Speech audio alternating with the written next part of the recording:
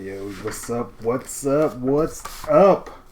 So listen, guys, this is gonna be episode 1 of a new podcast that I'm creating, and it's called the Alpha Male Podcast.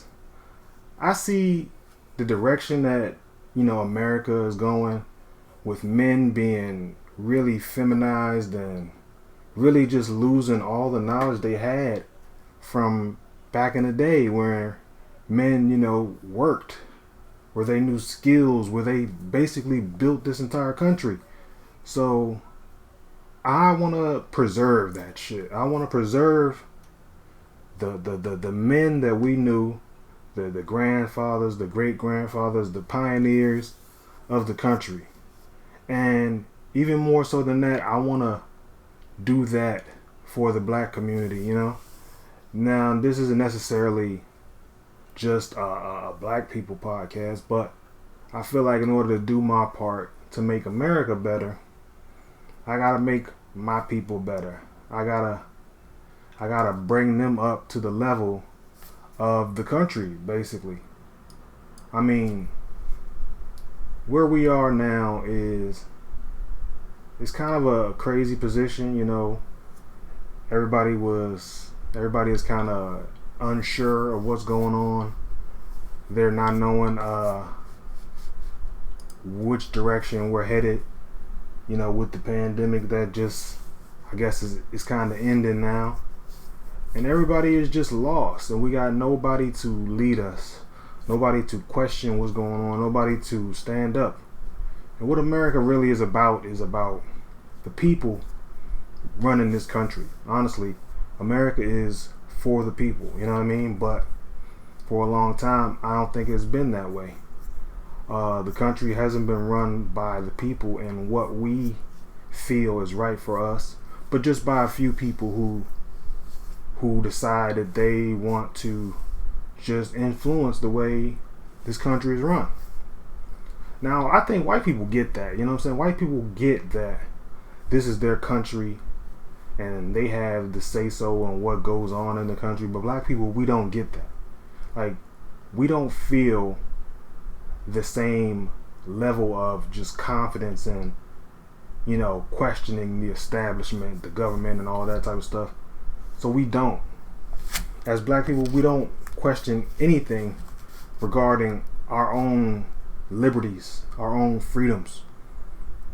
We like to think that, we are free and that, we'll never be slaves again. But in actuality, black people, we still are. We still are slaves, and not physically, like where we getting whipped and lashed and forced to do things, but mentally, we're mostly slaves mentally because we don't question anything. And if you think I'm lying about that, just think about our dealings and interactions with the police. When you get pulled over, you don't ask questions, do you? You do whatever they say, and you call it, or you say it's because, police will kill you, or you could not make it home that night if you are in any way hostile towards the police. I get that. I've raised on that too, and I kind of believe that too. But that is just a small sample of how we're kind of conditioned to not ask questions, to not wonder about whether what's going on is right or wrong. And then when you see, white folks who interact with the police in a different manner, you kind of like, you think to yourself, wow, that's crazy. How can they do that and get away with that and we can't? The fact is, we can. Also, the fact is, the fear of being harmed has conditioned us to not do what we have rights to do. So, is that slavery? Right? When you were in actual slave times, you feared what the slave master would do to you if you didn't obey his rules. So, you obeyed them. It's the same way now. Like, you fear that you might get killed if you, act in any way that's not normal, or that's maybe taken as threatening towards like the police officers or anything like that. And so in that sense, yes, we kind of still are slaves. And what's going on now with the country is you got white folk who know their rights and know that their freedoms, they're really fighting to keep those freedoms. You know, they're fighting to remain free. And then what kind of is weird to me is when you see black folk who want to tell them not to fight or not to, you know, exercise their rights. And it rubs me the wrong way. You know, where you might say, hey, this person's not wearing a mask, and hey, just put on your mask, just do what they say. If we do this, then this pandemic will be over. Just do what they say. And that doesn't sound good to me at all. That sounds like just do what they say. Sounds like slavery, you know what I mean? Just do what they say. That doesn't sit well with me personally. And honestly, black people, we kind of looking like the Karens, telling people to just obey. Just obey. Just think about if people just obeyed, where this country would be. Literally, this country was founded on, you know, people who disobeyed. People who were already here. And, you know, Native Americans and African Americans too. We call it African Americans, but we know people from Africa were all over the world long before a lot of people were. But people who are already here, and then people who came from England or Britain, wherever the crown is, right? They came from there, and they wanted to be free of the crown, basically. So they came to America to start their own country, their own little civilization. And then the Revolutionary War happened, right? That's where these people literally went to war over their own freedoms, over this America, the Constitution that we have, and the rights of the people. They literally fought against the crown to keep their own things, or to create their own world, basically. And for you to tell them, hey, just obey, it's like basically telling them, hey, just be a slave. Hey, just give up your freedoms. And you don't see it because you probably feel like you never had those freedoms, but I understand why they're so vehement about, you know, doing what they want to do, because they have the right to do that. Anyway, I guess that was a little long rant about where this country is kind of going and where the role that we as black people play in it. But let me try to get into the whole idea of this podcast. The idea is just me trying to do my part to bring up us black folk and find solutions to problems. A lot of problems, you know, that we think are major problems and that are holding us back from being our best selves, is those problems aren't as big as we make them out to be. Honestly, those problems were more given to us. They were like, people were basically telling us that, hey, racism is the biggest problem in America, and honestly, at this point, it's not. But the point is, racism, if it is the biggest problem in America, then we need to find a way to solve it. But to solve racism, you can't encourage or influence somebody to not be racist. That is not gonna stop racism by telling people just to stop being racist. They are who they are, right? So if that is the biggest problem, then what is the biggest solution? The biggest solution shouldn't be to march and, hey, stop being racist, or hey, the biggest solution would be to create our own kind of economy and environment where we didn't have to worry about whether racism was a problem. So I acknowledge that there are some racism in America, but I don't acknowledge it as being the biggest problem we face. And if it is, I find that the solution is not trying to change it, but trying to change us. So let's say that, okay, let me just put this little now example out.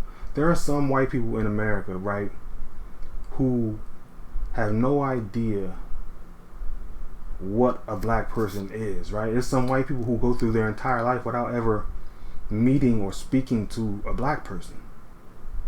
There's some white people who only know what a black person is through what they see on TV or what they hear on radio or all that type of stuff. So like, you ever notice how sometimes you might meet a white person, they come to you and they start to act differently. They try to act in a way that they think you will respond to.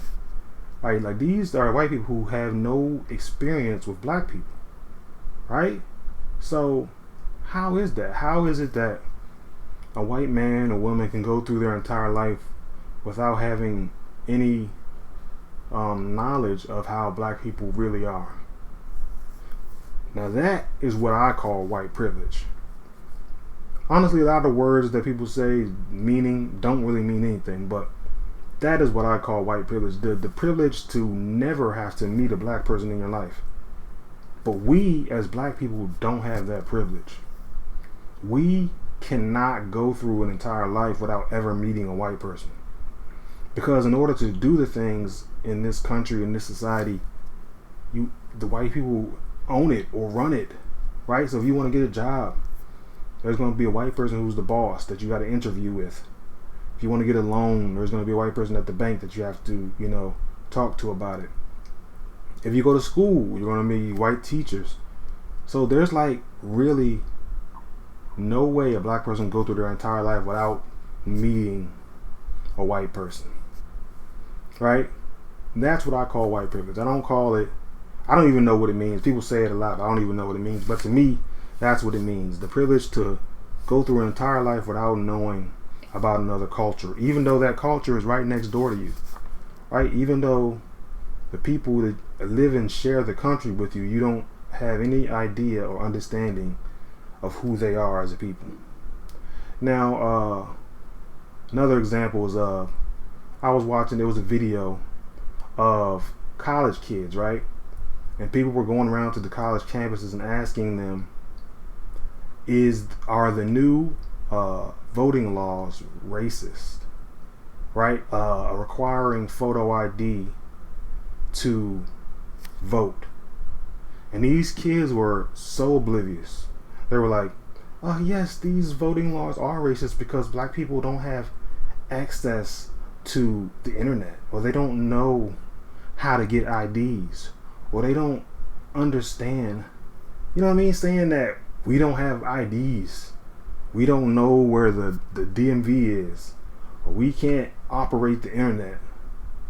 That shit's crazy. Like, how many people do you know that don't have an ID or a license? I personally don't know like anybody who doesn't have an ID or a license. And I've had one since I was able to. Like, I got my license when I was like 18. Before that, I had a learner's permit. Like, always had one. But think about it. What do you need a license or ID for? Right? Even the lowest person in the society, or when it comes to like poverty or money, has to have like an ID or a license. Even like homeless people. Like, imagine you were a army veteran or whatever. You came home and life didn't work out for you, right? So you're homeless, you don't have anything, but all you really do have is your army, what is it called? Where basically where you get your money every month or whatever. Like, you get like a retirement, I guess, from the army. And even the homeless person on the street, if they want to get their money, if they want to cash a check, they got to have an ID.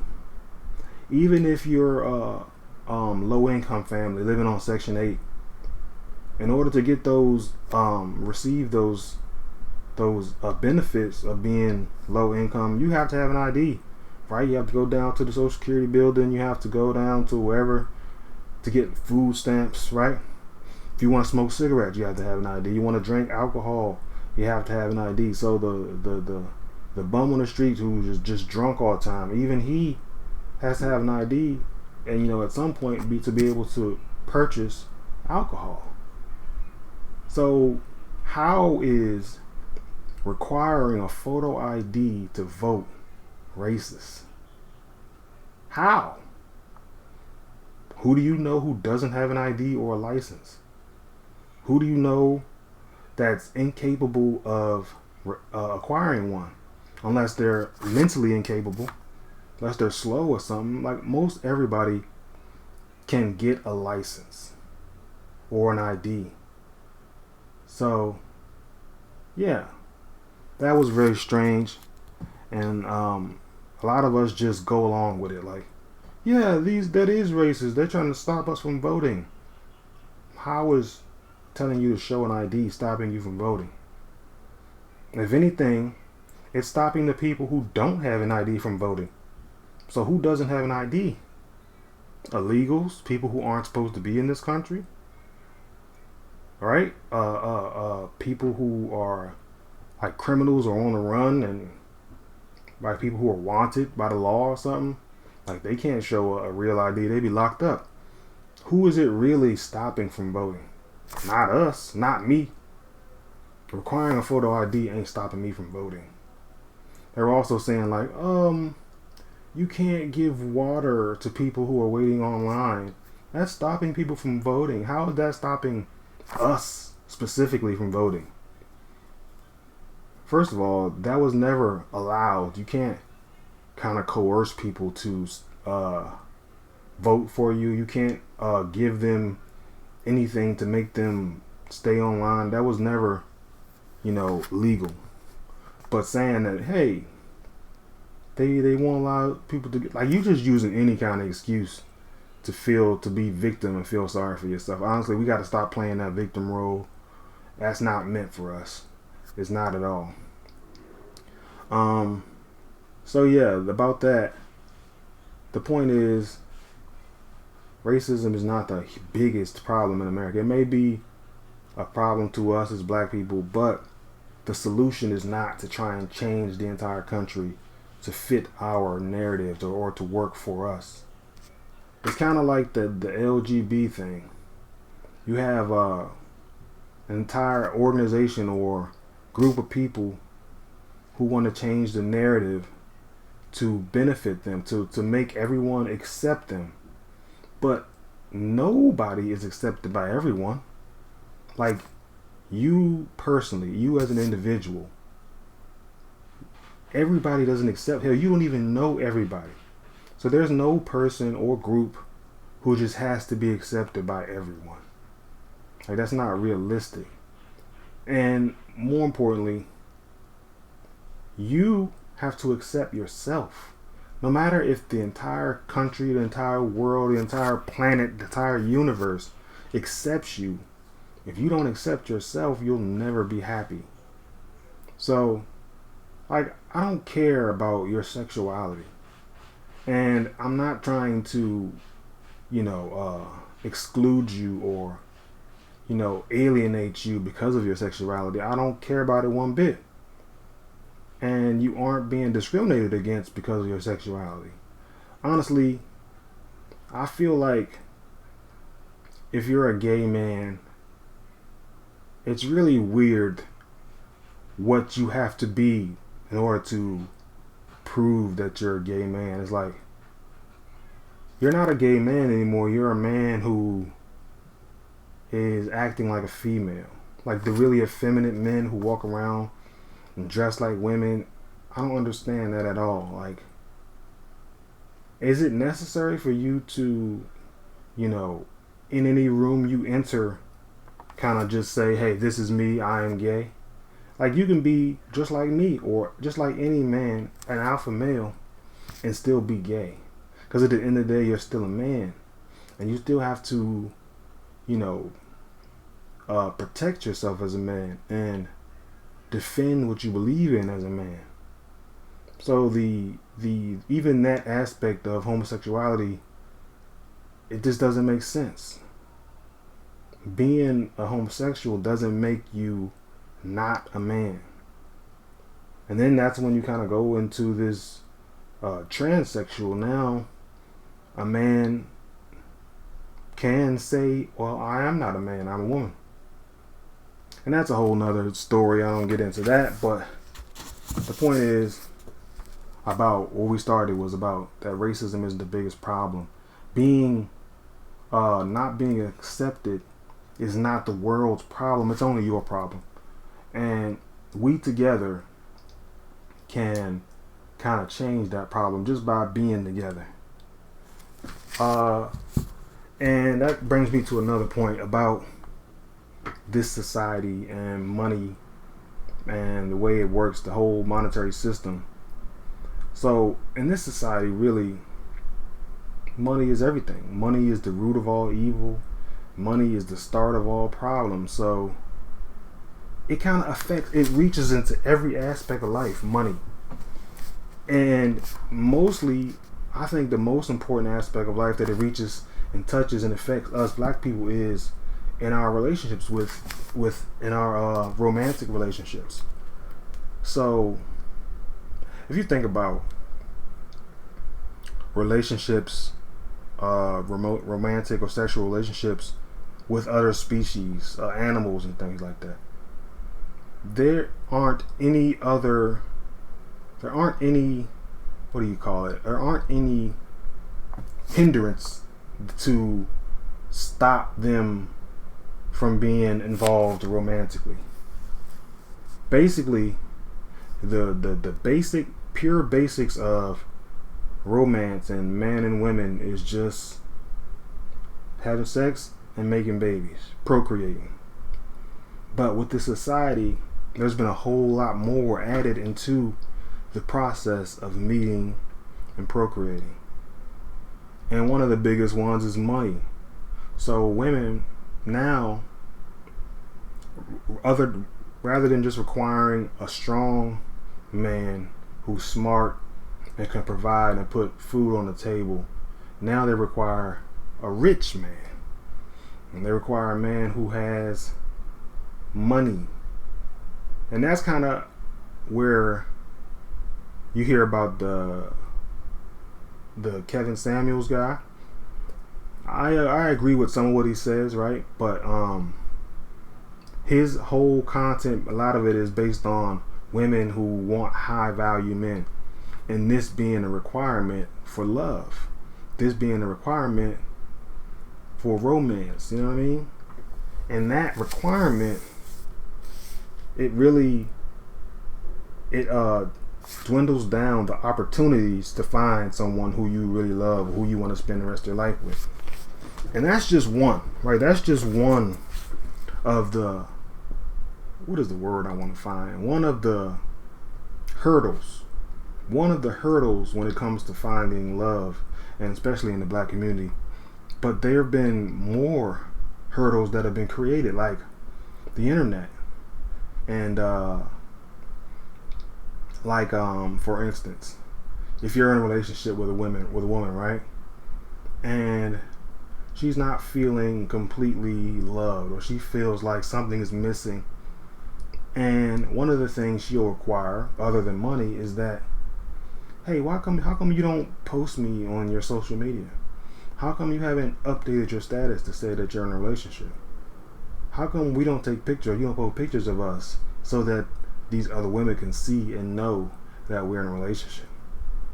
Like, that has become another hurdle when it comes to finding love, especially in the black community, right? Like, how is that even a part of us being together? How is me posting pictures of you on my social media now a requirement for us to be happy?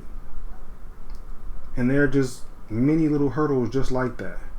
Like, I've been watching little videos of the younger generation, and they're doing these smash or pass videos, right?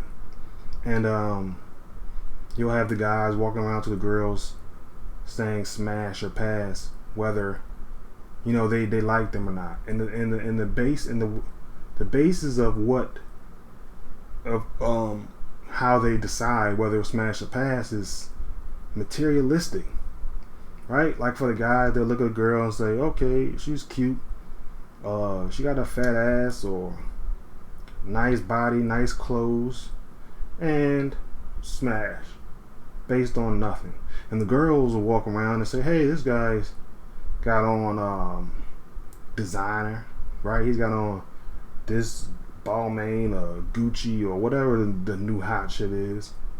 And then they said smash and pass. And then I was watching one where a girl, she passed on a guy, and the guy who was hosting the little smash of ass event, he said, oh, wait a minute, he got a blue check mark, right? He's got 100,000 followers on Instagram or whatever.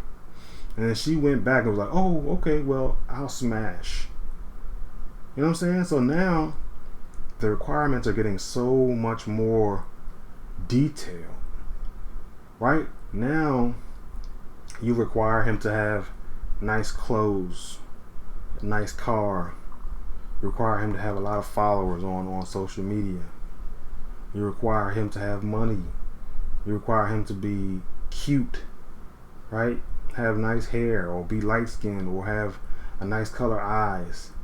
Like, all of the requirements are becoming so minuscule, right? They're becoming so small, and it's just becoming weirder and weirder and more difficult to actually create a real relationship, with this new generation. As generations go on, it becomes more and more difficult, and they throw in more and more hurdles into what you require in order to be with a person.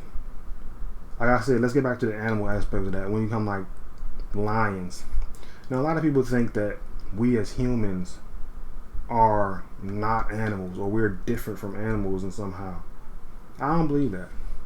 I believe that all of these things that we're creating, all these new requirements in order for us to have love, is a way for us to separate ourselves from animals, from our true nature, right?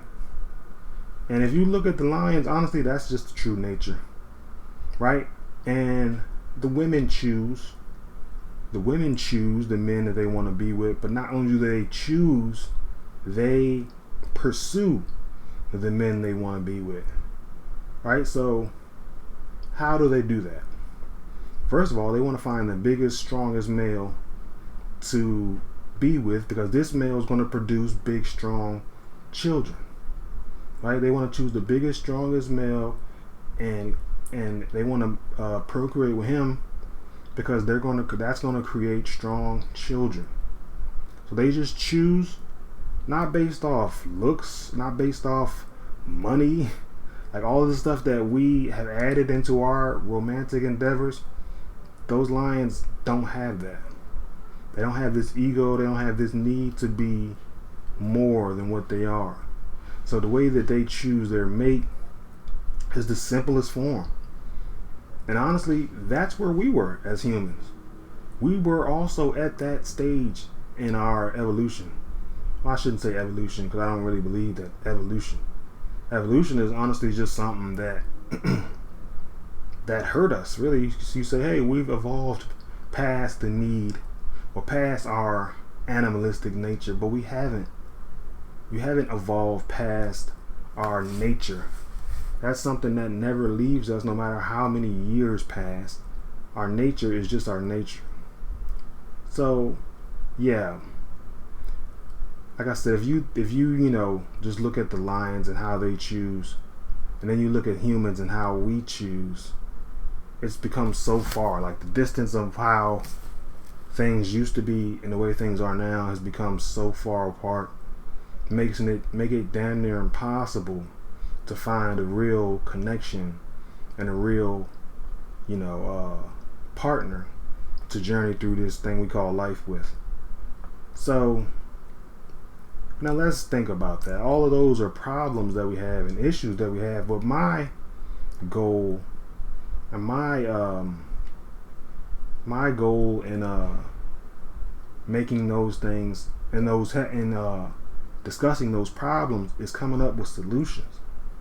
So how do we solve the problem of materialistic things that are hindering our ability to connect and find love?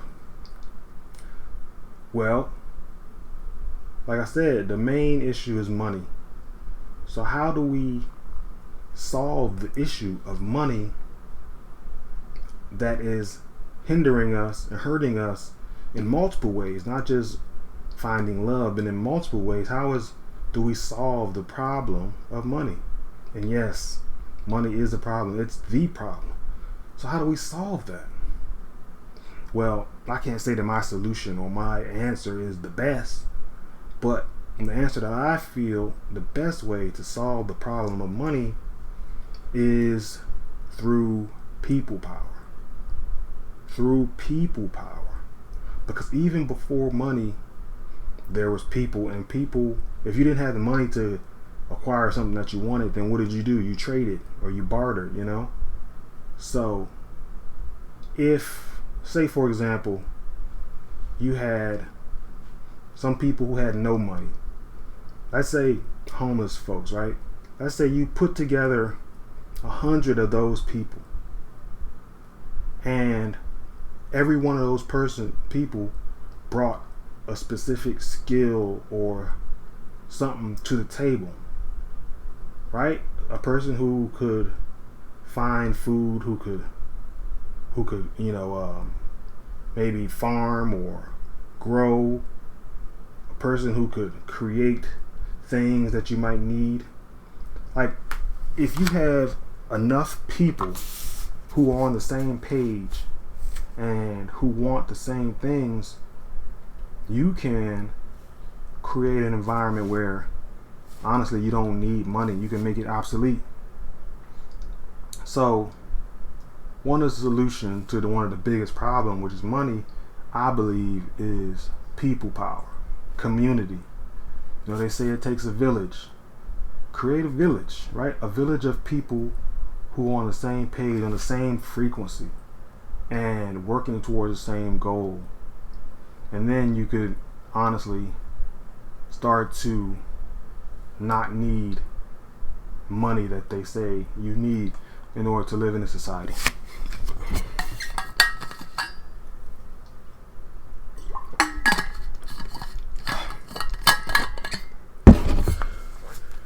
So yeah, people power. Black people, they say, a lot of us are on this wave of, coming together and black unity and all of that. But it's just an online thing. Are people really connecting on a personal level? Are you connecting with your neighbors and the people in your community? Back when I was growing up, there used to be like community, whereas though if I did something wrong, one of my mom's friends would let her know, or one of my mom's friends or somebody could discipline me, right? They can say something to me and say, hey, stop doing that, or you're fucking wrong. You know what I'm saying? But in this society, we've gotten to the point where nobody can say anything to your kids. And I saw that little change with my generation, 80s kids, the people who were born in the 80s, where as though they had this notion that their kids could do no wrong. And they really want to protect their kids, but at the same time they were enabling their kids to be assholes, really.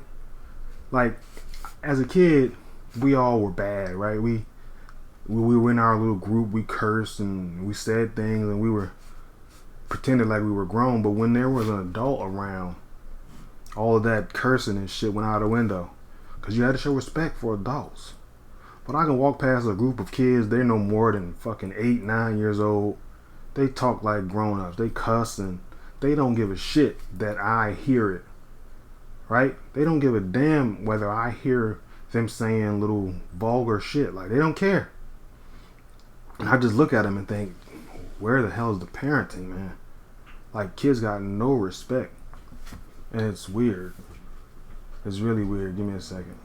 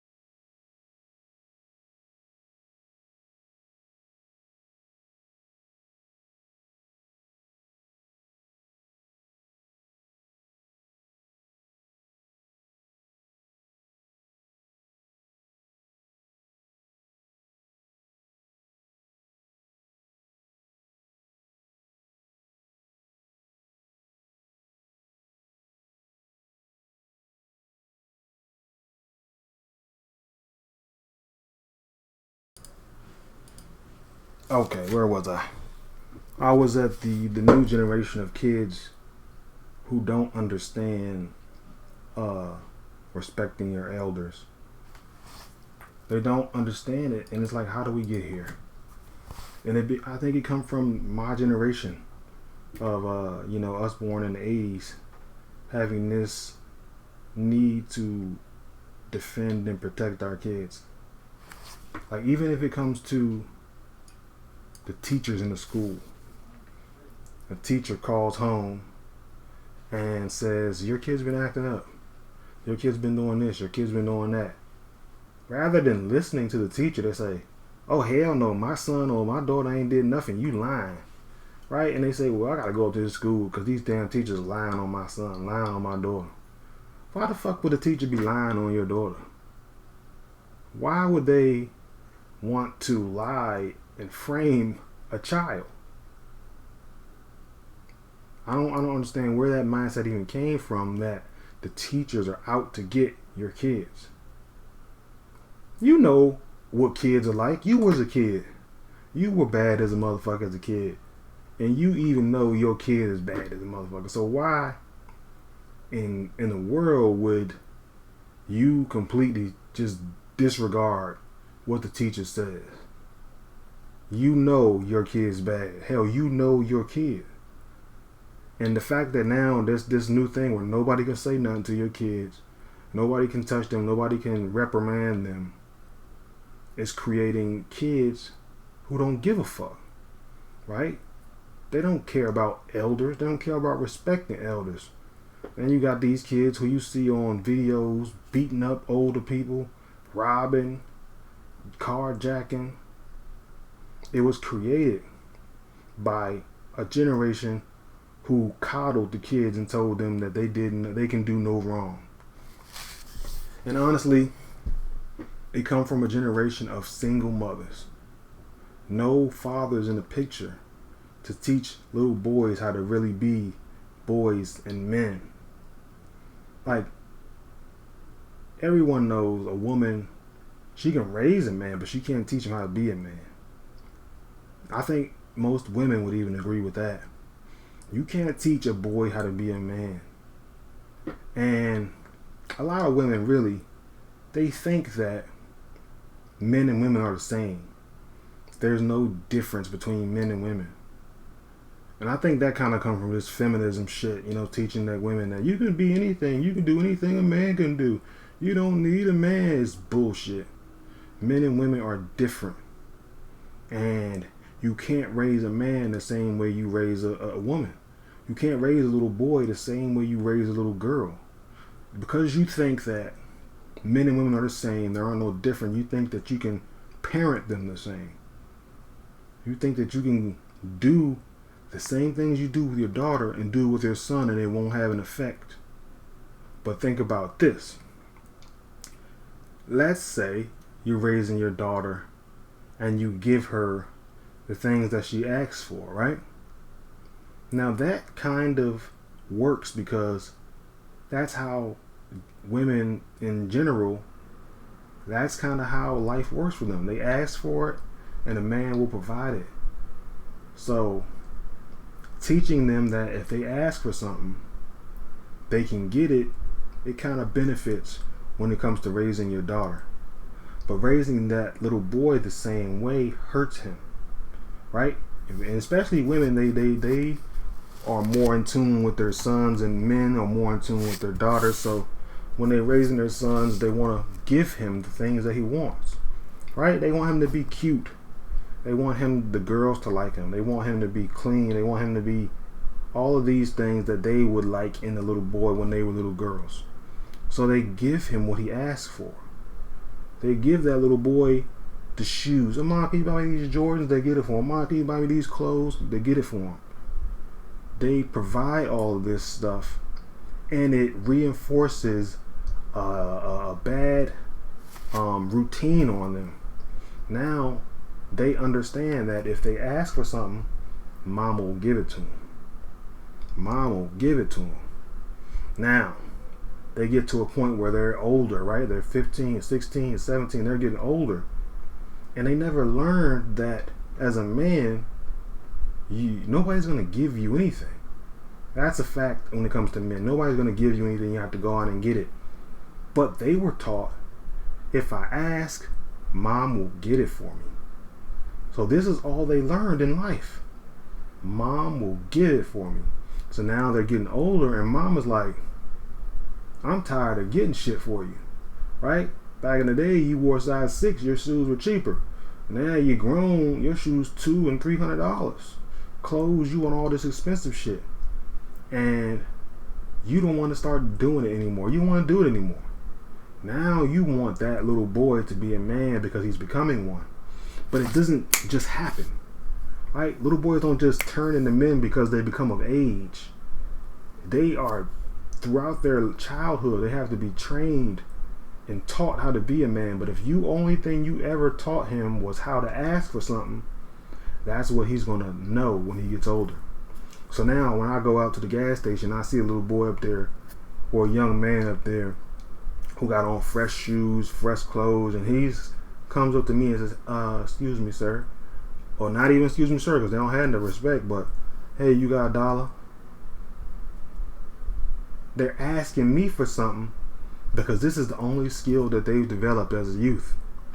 Mama taught them, if they ask, they shall receive. And now they're asking people for money. They're asking people. And this is the generation of men that we raised. They don't know anything. They didn't have any men to teach them anything. They had a mother who gave them what they wanted. And now they're just asking. Now you have a different side of that coin when it comes to little boys or men.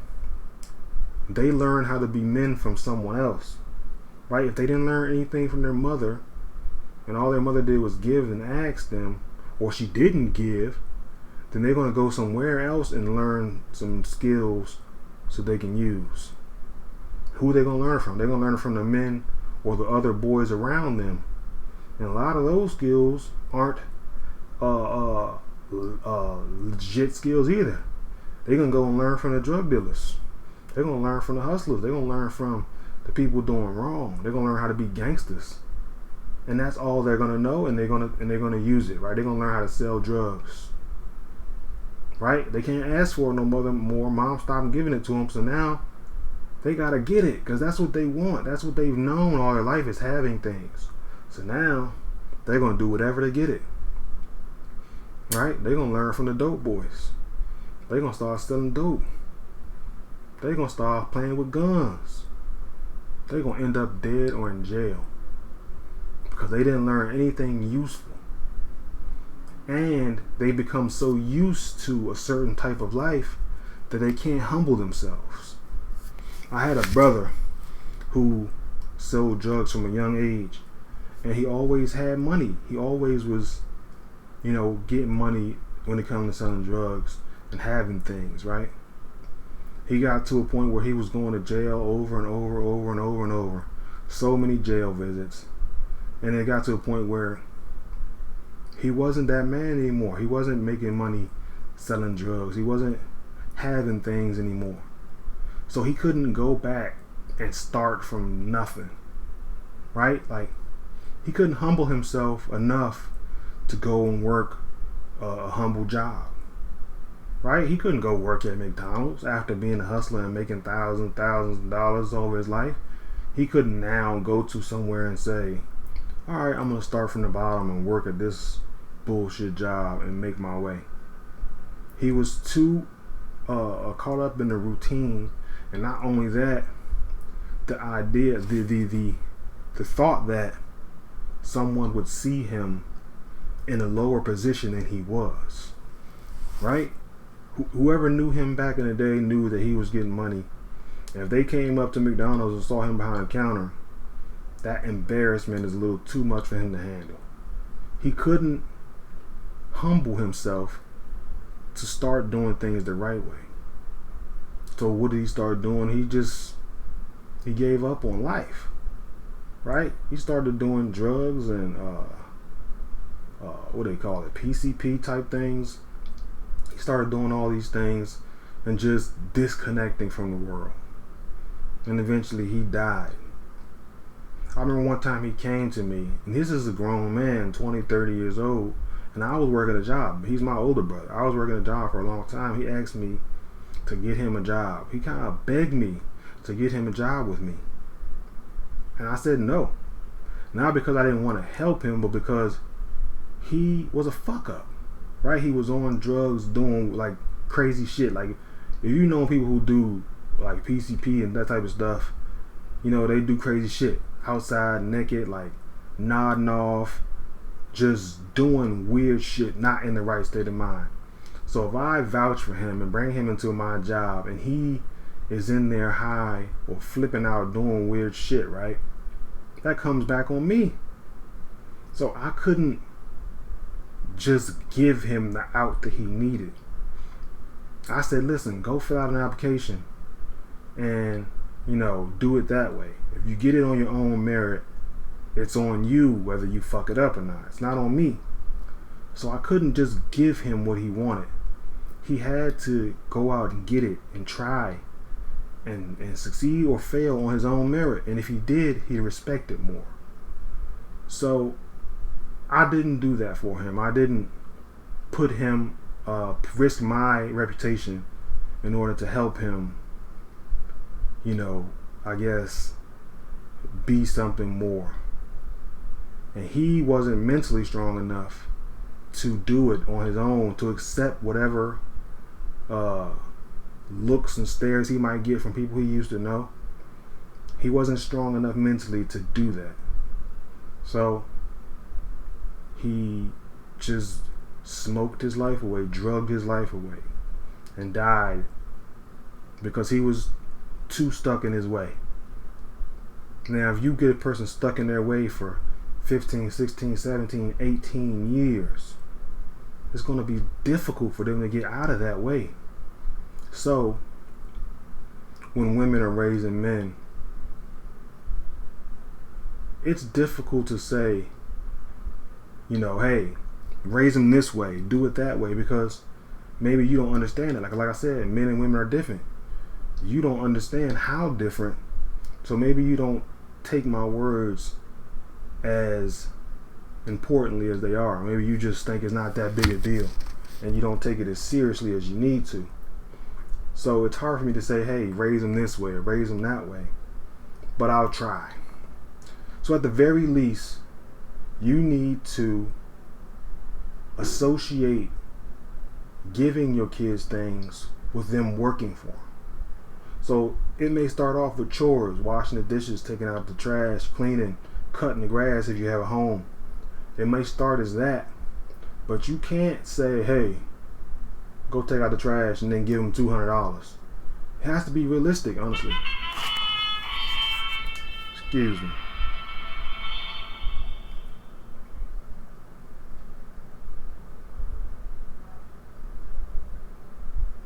It has to be realistic.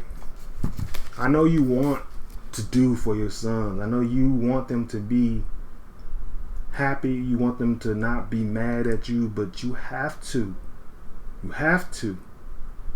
you know, train them in the sense where they understand that money don't grow on trees. And if you always give it to them, they won't respect it.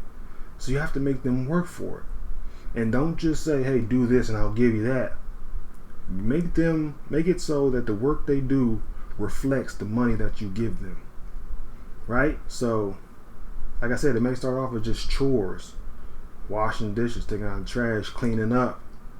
But as they get older, it needs to grow into more things that they can use out in the real world, because washing dishes ain't gonna be a skill that they can go out and just make money. They can't go to door to door and say, "Hey, can I wash the dishes for you?" Like, they can't say, "Hey, can I take out the trash for you?" Now, they can when they're young, but when they get 15, 16, 17, 18, grown young men, those things don't translate into the real world and allow them to be sufficient. And honestly, that's where we come into play with this podcast.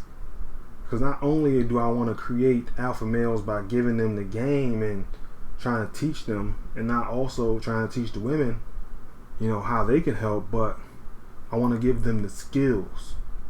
I want to give them the skills to also be able to, create their own little methods and ways to make money. So I guess that's a good transition into this next part of the podcast, where I have a little video that I created and teaching skills and teaching different things for the young men, young women, anybody, to learn how to make money in this world without the need for going to get a job. How to use your skills. If you can see right here, you got the mechanic, you got the building house, you got the computer, you got the stone carpet mason, you got the handyman, you got the guy who welder. Teaching you these types of skills in order to allow you to build your own life and create your own funds. So let me take a drink and then we'll get into this next part.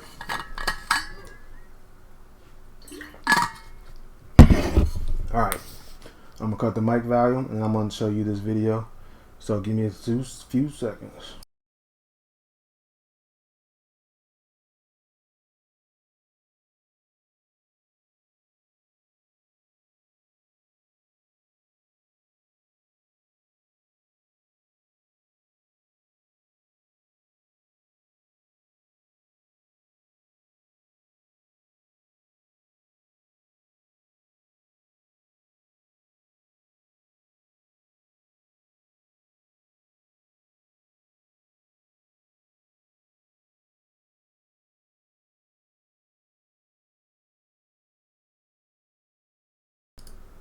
Alright, so this is going to be the next part. It's called Skills and Life Lessons. And the first part of the first skill and life lesson I'm going to try and teach is how to make money on eBay. These is one of the first things I started to do once I realized I needed to be able to provide for myself, and in order to be free of the need to work a job 8 hours a day, 5-6 days a week. So this is the first installment of the skills and life lessons portion of this podcast. All right, let's get to it. How to make money on eBay. Yeah, let's get started on that. So anyway, you gotta download the eBay app. It's the first thing you want to do. And here's how you make money selling things from out your house, or that you find, that you buy, that you fix on eBay. Alright, so first of all, eBay, it has its own value for everything that's on there. So if you find something or you have something and you don't know what it's worth, you can look on eBay and you can find out what it's worth. And then you can post yours on there and sell it. So I'm going to show you how to list your items and sell them on eBay. So this is what the main screen looks like right on your phone. And first thing you do is list an item. Well, then you describe the item. So before that, I'm gonna go back, and you can go back to the search bar. If you don't know what you have, or you don't know exactly the name or whatever it is, you can go on the search bar and you can type in the name or type in something else to find out what you have. So I'm gonna go back here and show you something in my gallery. So these are the shoes that I'm gonna be listing. I'm gonna show you how to list them. So initially, when I first got these, I didn't know what they were. So if I wanted to find out what they were on eBay, the first thing you do is look at these numbers. The numbers right over the made in China, it says 718 763 041. 718 763 041. And you search. So if I didn't know what these were, now I go here and I find out that these are men's Nike Kobe 10 Elite High Elevate Gray Green shoes. See, now not only did I... Now this video, I started it a long time ago. This video was honestly done in 2020. And I just kind of got around to doing the podcast of it. So this is an old video, but it's still relevant. So, all right, continue watching. I find out what these shoes were. I found out about how much they're worth. And as you can see with this first one, it's pre-owned and it's $100. But this here is just all the shoes that are listed on eBay. So if you want to sell something, you want to know how much it's worth and how much you can sell it for, you want to go to the top right, it says filter, tap that. You want to go to show more, and then you want to go to sold items. When you click sold items, it's also going to click completed items. See that? It's completed and sold items, and you go searching. Now you're in the sold items listings. And my shoes I have are pre-owned, so I want to make sure I follow the pre-owned. And then you go down this list and you can see what they're worth, how many sold, which month they sold. So you see the first one on the list is 7/10/2020. So this is today is what, the 17th or 18th? 17th. So these ones sold 7 days ago. A pair pre-owned, sold for $150. You have another pair sold on 7/5 for $124. Another pair sold on 6/22 for $113. Another pair on 6/18 for $125. One for $75. Another one for $150. One for $199. One for $157. These are all pre-owned. And what's really making these things really worth a lot is that these are Kobe's. We know that Kobe recently died, so people probably are really looking to buy Kobe's, and Kobe, these shoes are going for really high. So I'm seeing these numbers high. I'm thinking I'm gonna sell mine for the high end of 150. So if you click one of these, it'll take you to the listing. Now these already were sold, obviously, so it says sorry you missed out on an item. But a quick way for you to sell your own is to just click sell one like this. You click sell one like this and it automatically creates a listing for you. And it has a title and everything. But you can see this title, you can use this title, but this may not be what you have. So this title says men's Nike Kobe 10 Elite High Elevate Gray Green Black size 8.5. I need to make sure that mine is a size 8.5.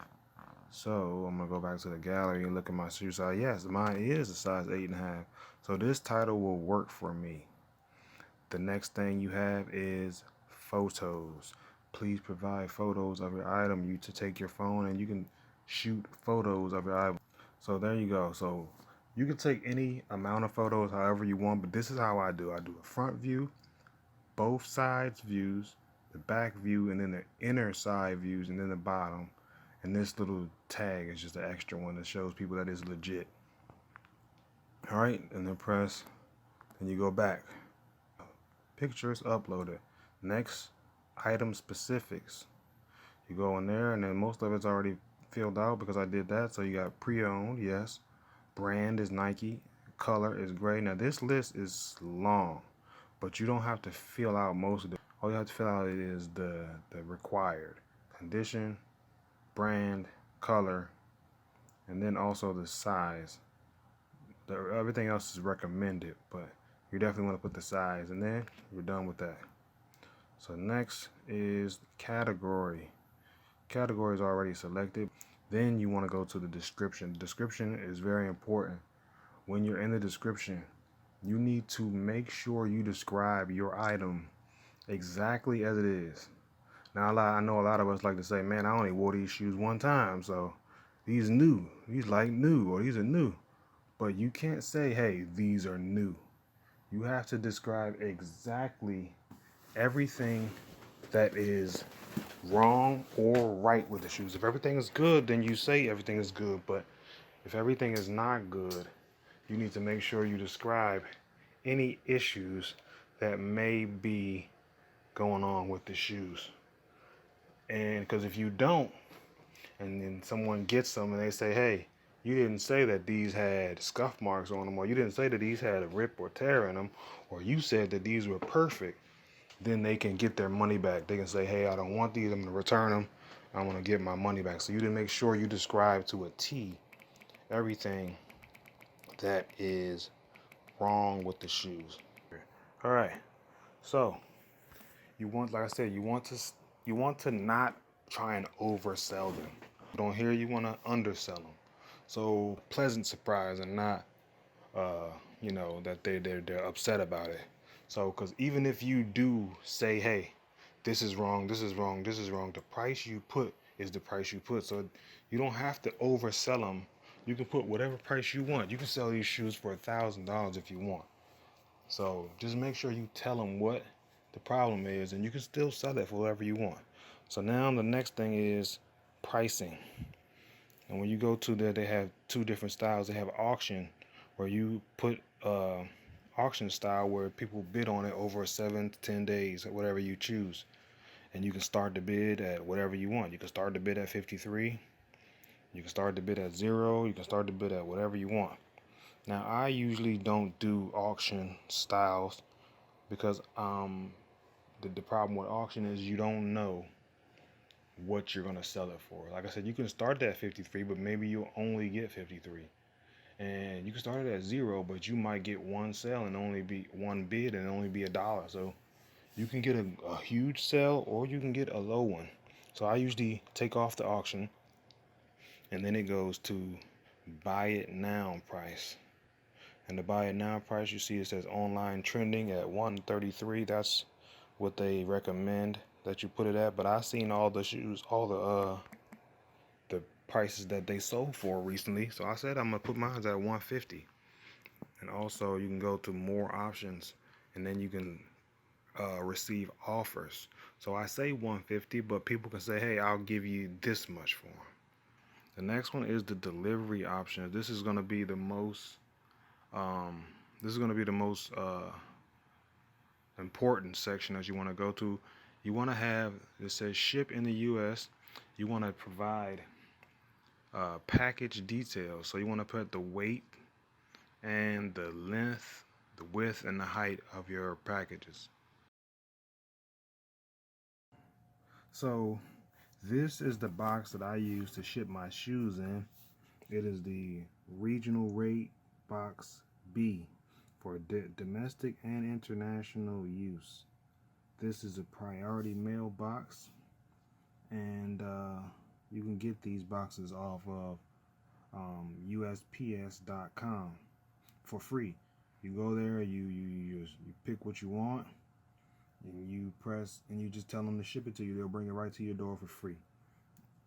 So that's the box I use to put my shoes in. And so you take your shoes, here they go.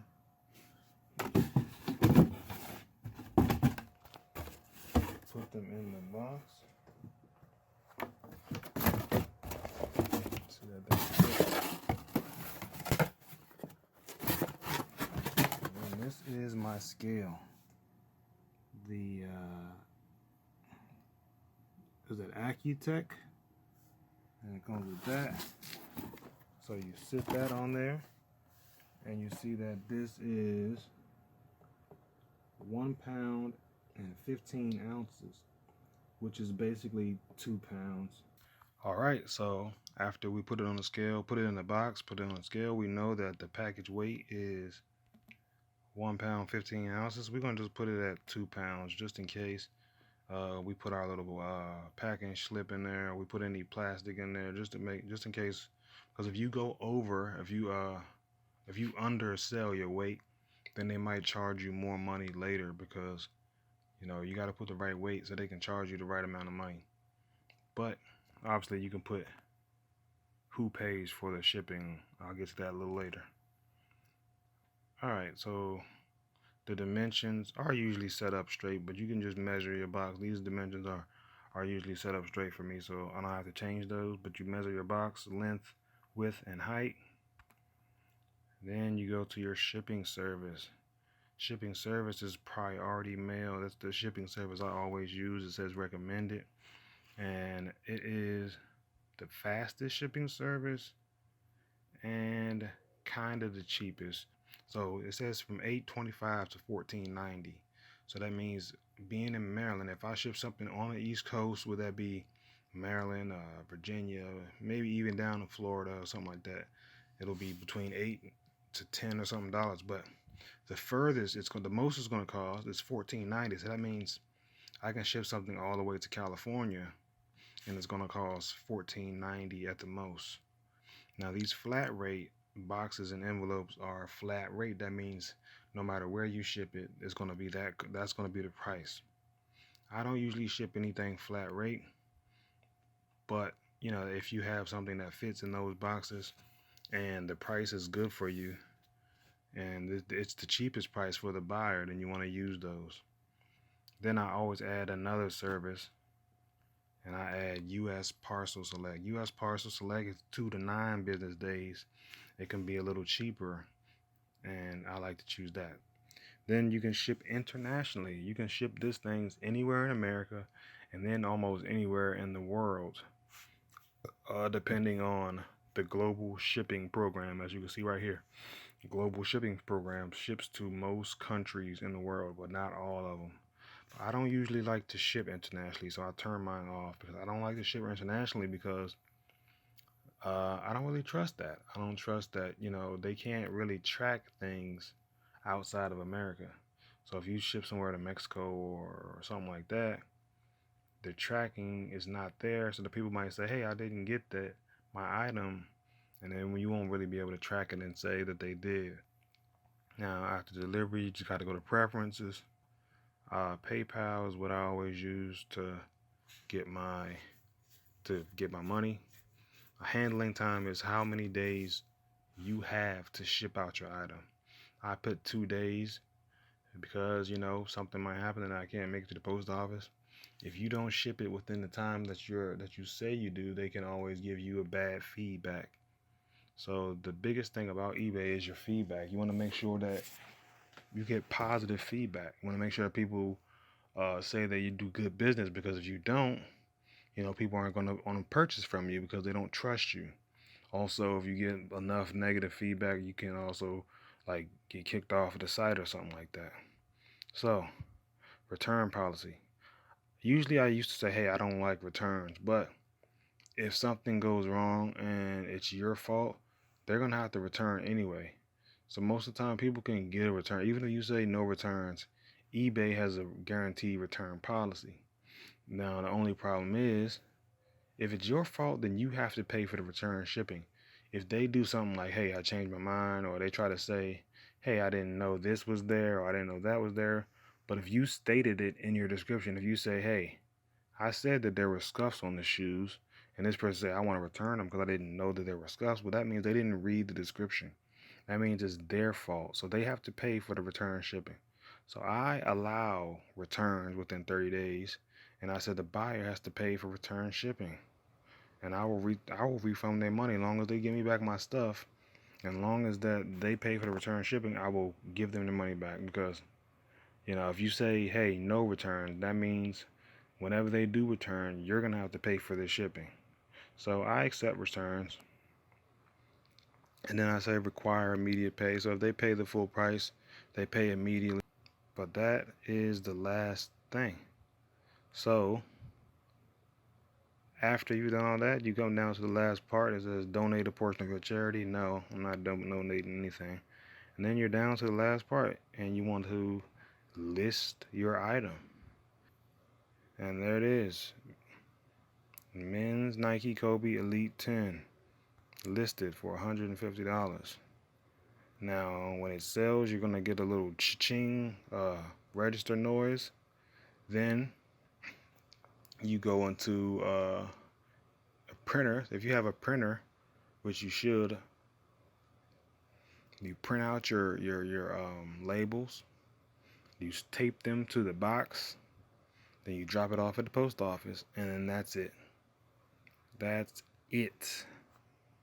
All right, so that's how you list and sell things on eBay.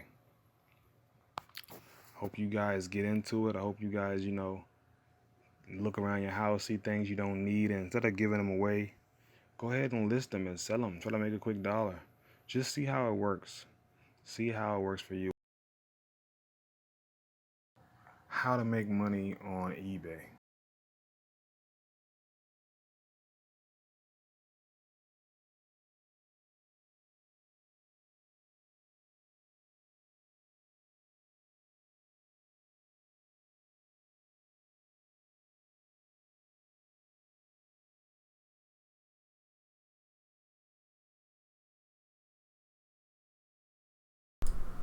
All right, so that was the first little video, a little skill that I want to try and teach anyone who's watching, anyone who wants to kind of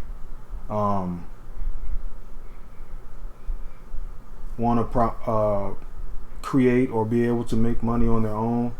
That's the first thing I really started to do, was sell things on eBay.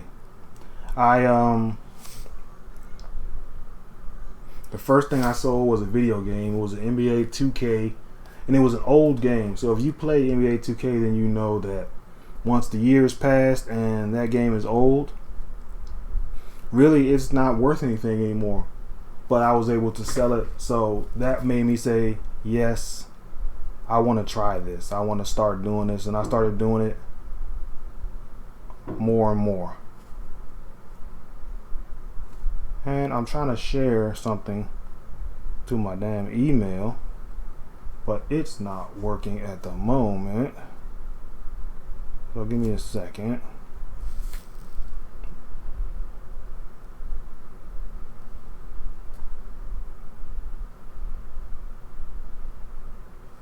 But yeah,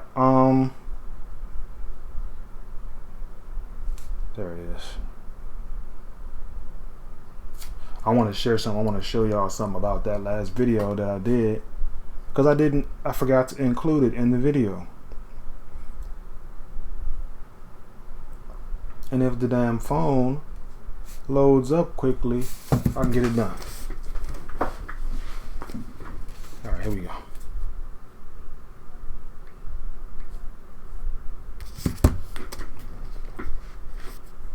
But anyway, there we go.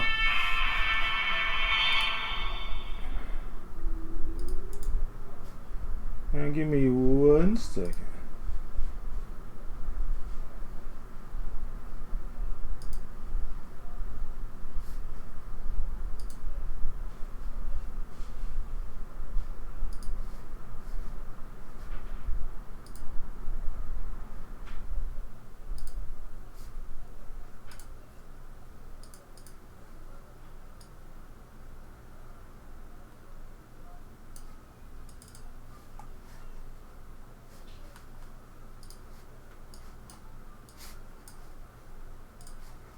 All right, here we go. This is the shoes that I posted a video on, and this is them showing you that they actually sold for $80. I had them priced at $150, but they sold in December for like $80, and I listed them honestly in like July or something. So it took a while, but they sold for $80, and I didn't pay anything for them, but it was all profit. So they did sell, and this is just me showing you that. All right, let's get ready to get a little wrap up going on what we was been discussing. And the discussion I wanted to kind of get into is more about how women can help the growth of us as the black people as a community. And again, talking about how like Kevin Samuels and a lot of his content is based on what women can do in order to get a man or get high value men, or trying to really just open their eyes to what reality is. And I agree with some of what he says, but for the most part, I believe that those things that he discusses are just the problems that women might have when it comes to relationships and stuff like that. But what he, or I don't believe he discusses as much, is the solution. Not even the solution, but the cause of the problem. Now, the cause of the problem is deep rooted. Like, it goes back generations. And women are kind of what they are, not really to any fault of themselves. So when you talk about how women seem to be unrealistic about certain situations in life, it's because that's what they were taught. In a lot of situations, especially with us black people, women are used as weapons against black men, and not just black men. Now, in this time, they're used as weapons against all men when it comes to the feminism movement. So the point I want to make is that sometimes, yes, women do have issues or unrealistic views on life. And the point I want to make is that it's not their fault. Women are women, men are men. And women, they need a different type of thing in life. Like, their focus is different from what a man's focus is. A woman's focus is mostly on the things that happen here and now, right? The things that can make them happy, or things that can provide for them instantaneously. And in this society, instant gratification is a huge thing. So a woman only focus is really the immediate, what's happening instantaneously. And men's focus is the long term, the future, sustainability. So when you think about that, when you think of how women honestly don't focus on the future, they think about what's happening right then and in that moment. It's not because, it's probably just, it's a trait of their nature, but someone used that trait against them to hurt us, right? They encourage this feminism movement. They encourage you don't need a man for nothing. But in actuality, you do need a man. Well, you don't need him, but you want him. It's in your nature to want a man. Now you think about the menstruation, the menstrual process, right? But before that menstrual process, there is the ovulating process, the process where a woman is ovulating and her body wants to produce. It wants to make babies. And I used to have like female cats, and they go in the heat, or dogs and they go in the heat. Well, don't take this the wrong way. But I was thinking, are women like that? Do women also go in the heat? And they do. It's when they're ovulating they start to feel the need to just find a man and make babies. Their body is telling them to make babies.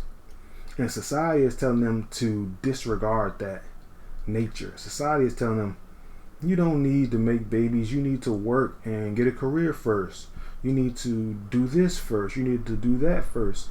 And society is telling them to disregard what nature is telling them, which is to make babies. You know? So, I might have got off topic a bit because what was I really saying? I was saying about how women can be exploited using their nature against them or making them go against their nature.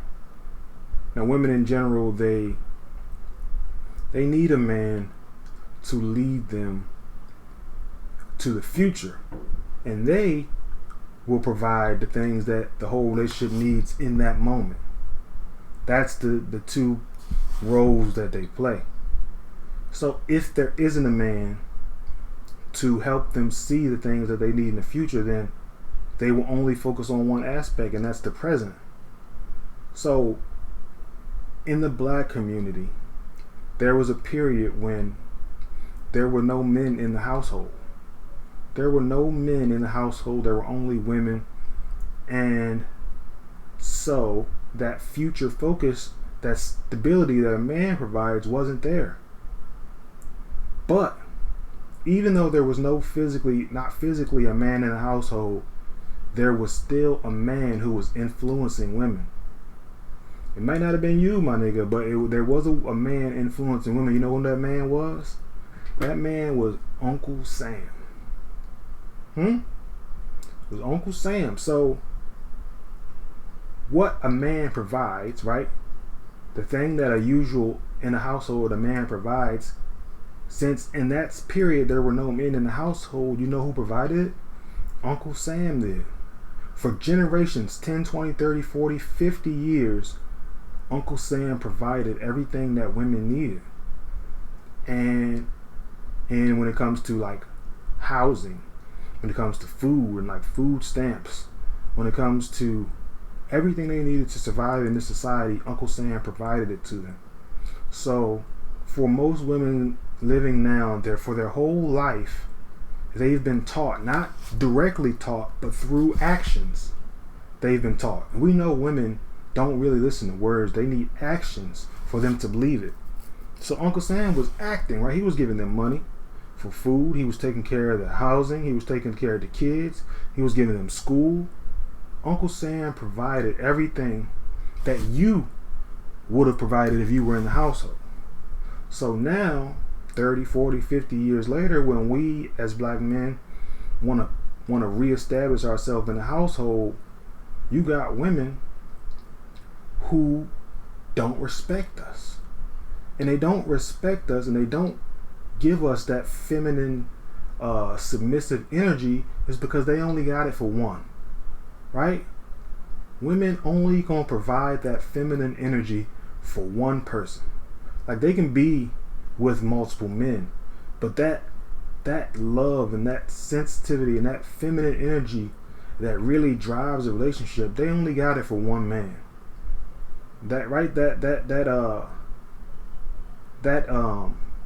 Listen to, the ability to listen to and obey kind of what a man says, they only gonna do it for one. And it ain't you. You see, because women, they listen to one man, and that one man is Uncle Sam. Women are the biggest they're the biggest supporters of this government, of the money system, of the law system. So think about the majority of black women, not majority, but a good portion of the black women, they have a man who they listen to, and that man is Uncle Sam. Right? So if you're in the system and you need the benefits that the government gives you, you really got no choice but to do what they say. Right? They say wear a mask, you got to do it because you trust everything they say, because for 30, 40, 50 years they gave you no reason to distrust them. So they say take the vaccine, you do it. You don't think twice about it. They say, hey, obey the law. You do it. They say, pay this, pay your taxes, pay insurance. They say, hey, this Medicare, these doctors are the right doctors for you.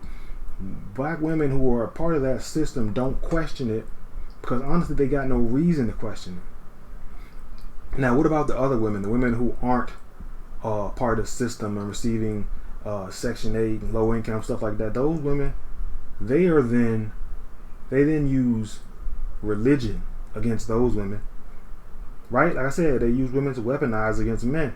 So there's two ways to use them: government and God. They either gonna use government to influence and encourage them to do what they want them to do, or God to encourage and influence them. And those main two focuses that women focus on, like you'll see so many women say, God first, right? And they say that, and those two things kind of gets rid of me, the male in the household, get rid of us black men.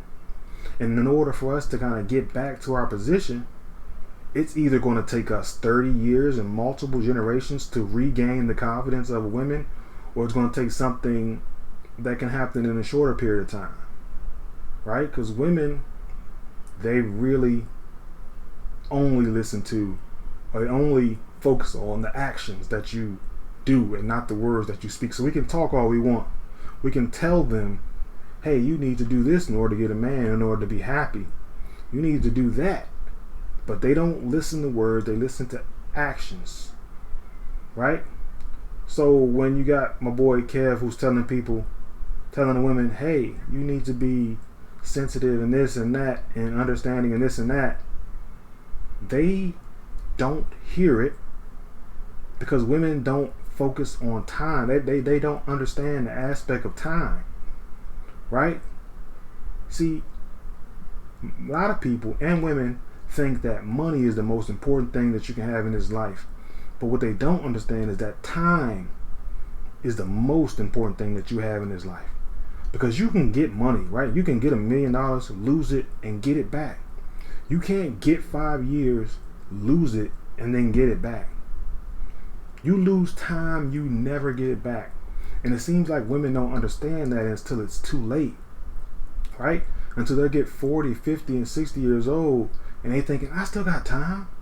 I still got time to find a good man, or they don't get it, right?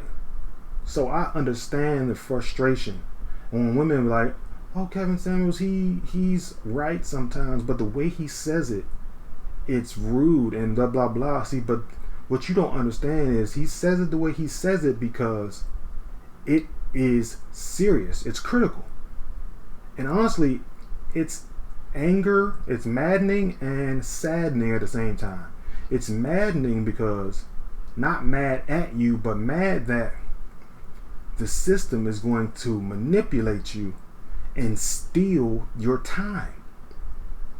Time is the only thing that we have, that we really own in this life. And that system is going to steal your time by telling you, wait till you're 35 to find a marriage or a man and have kids. It's going to tell you to find your career before you get a man and all that. And then you got the jobs taking up time. It's stealing time from you little by little. And you, sometimes ladies, don't understand that you're losing time. You'll never ever get it back. Like I said, money can come, it can go. But time goes in one direction. And you can't stop it. You can't pause it and say, hold on for a second. Just give me a second to think. Time goes no matter what you do. It's going to keep going. So, ladies, you need to understand that time is the only thing you have in this world. If you give it away, if you lose it, if you waste it, you don't get it back. And it's sad.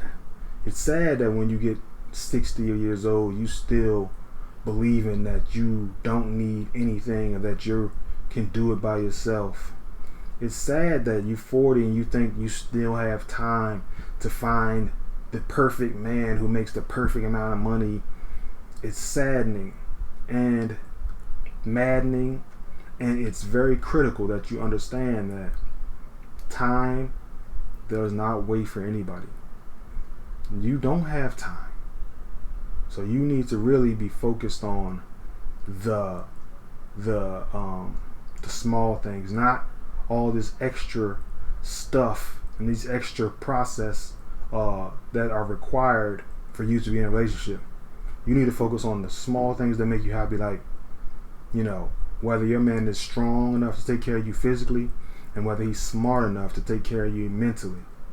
Obviously, money is necessary to put food on the table, but you better be focused on whether that man can make you some strong and smart kids who are going to be able to live in this crazy world.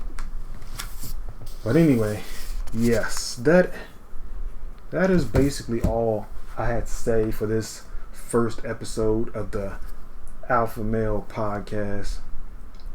We're going to probably be doing this once every week for now, but we want to get to a point where it's twice a week, or maybe every day. But for now, this is the first step. It took a little while to get everything in place and to get things how I wanted it to be.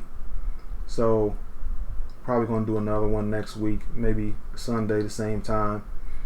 Also, we're going to upgrade and do some more things, maybe get some kind of little music in the background for when we start, and get some screens that may intermission, and we got to work on the new videos, because every time we do this podcast, we want to do a video giving the people who watch it skills, creating alpha males and giving them skills that they can do without having to go and fill out an application and get a job.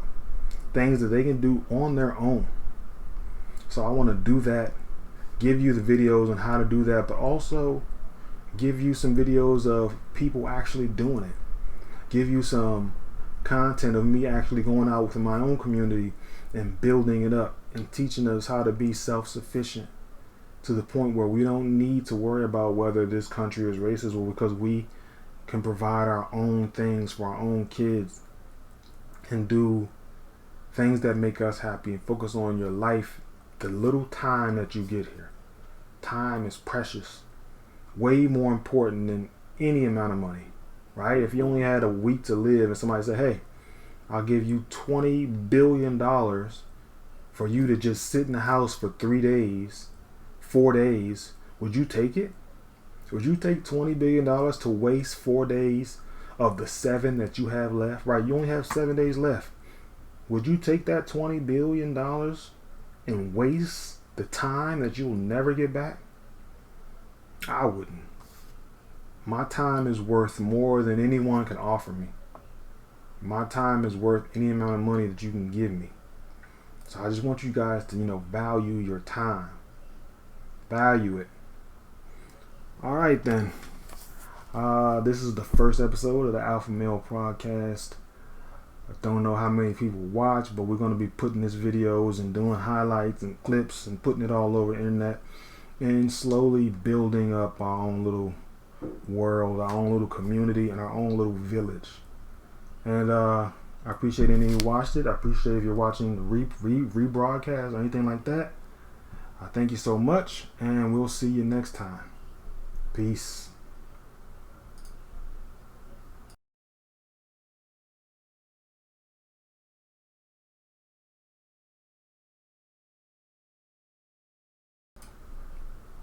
Oh, also one more thing. We're on Twitch doing this, so we do play video games sometimes. So even after this, we may play some video games and stream that, or if this comes on a random day during the week, it's probably me playing video games. You want to come in and watch that? Please do. Thank you so much. Y'all have a good night.